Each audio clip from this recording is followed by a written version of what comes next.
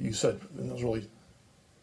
Yes, so I think where I was going with the other thing was, that's right, it was on the Eucharist. I mean, you know, I studied the early church fathers, and I read what they had to say about the Eucharist.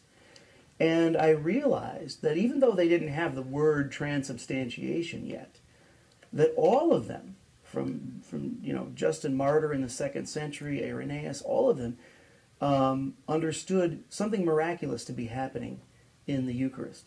Specifically, the language that they used to describe what was happening in the Eucharist was language that was pulled right from the biblical accounts of the Incarnation. In other words, the Word became flesh.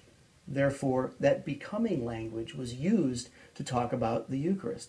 The bread and wine become the body and blood of Christ. And so there's this deep connection between the Incarnation and the Eucharist.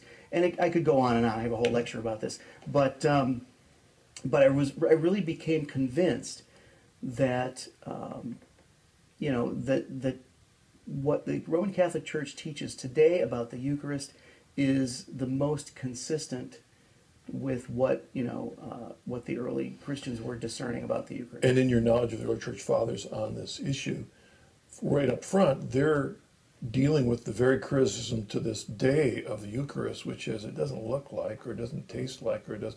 They were saying, don't trust your senses. Yeah. Right? They weren't saying that isn't the criteria. Right. In a sense, what they're saying is that there's an aspect that's accessible to the senses, and there's an aspect that's not accessible to the senses.